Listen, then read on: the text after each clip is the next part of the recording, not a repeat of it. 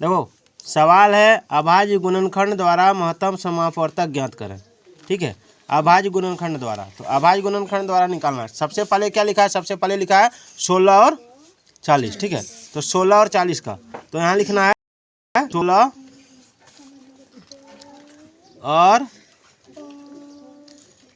40 का महत्तम समापवर्तक। ठीक है, अभाज्य गुणनखंड विधि द्वारा, किसके द्वारा, अभाज्य गुणनखंड विधि द्वारा। तब क्या करना है, इसमें 16 हमको यहाँ लिखना है, इस तरह क्या लिखना है 16। ठीक है, तो 16 इस तरह लिखे। अब हमको अभाज्य गुणनखंड से भागा देना है इसको, यानी दो अभाज्य गुणनखंड है। ठीक है, तो 2 जो है अभाज्य संख्या है, तो 2 अभाज्य संख्या है, तो 2 से देना है, तो 2 अठे 16, 2 अठे 16। फिर इसको 2 से देना है, तो 2 चौक 8। फिर इसको 2 से देना है, 2 दूनी 4। फिर इसको 2 कम 2, खत्म हो गया।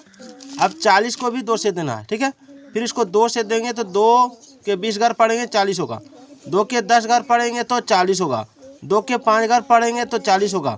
फिर 5 से इसको एक बार दे देना है 5। अब यहाँ लिखना है हमको 16 लिखना है। किससे किससे भाग लगा उसको पूरा लिखना है, 2 इस ई वाला, तो 2 गुना 2 गुना 2 गुना 2। यहाँ लिखना है 40, तो 40 किससे किससे भाग लगा उसको लिखना 2 गुना 2 गुना 2 गुना 2, फिर एक बार 5 है। अब जो जो मिल रहा है, 2 और 2 मिल गया, 2 लिख लिए, 2 और 2 मिल गया, 2 लिख लिए, गुना देके 2 और 2 मिल गया, गुना देके 2 लिख लिए। अब इसको गुना कर लेंगे, 2 दूना 4, 4 दूना 8। इसका आंसर कितना आ गया, इसका आंसर 8 आ गया। इसका आंसर कितना आ गया, 8 आ गया। ठीक है, हाँ।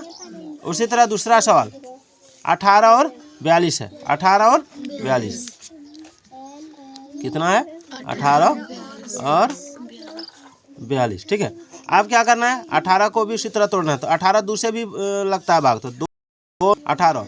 अब 2 से 9 नहीं लगेगा, 3 से लग जाएगा, 3 3 9, फिर 3 एकम 3, 3 एकम 3।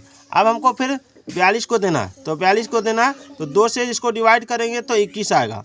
फिर इसको 2 से नहीं देंगे, क्या कि 21 है, 2 से नहीं लगेगा, लास्ट में 1 है, 2 से नहीं लगेगा। ठीक है, तो 3 के पाड़ा पड़ेंगे, 3 सत्ते 21। फिर इसको 7 से देंगे, 7 एकम 7। ठीक है, अब क्या करना है, उसी तरह लिख लेना है। 18 है, 2 गुना 3 गुना 3। 42 है, तो 2 गुना 3 गुना 7। ठीक है, अब इसमें जो जो मिल रहा है उसको लिखना है। इसमें मिल कौन सी रहा है, 2 और 2, 3 और 3, और कुछ नहीं मिल रहा है, नहीं मिल रहा, तो उसको लिखना है 2 गुना 3। तो 2 के 3 घर पड़ेंगे 6। ठीक है, तो 900 कितना आ गया, 900 आ गया 6। समझ में आ गया, बना लेगी।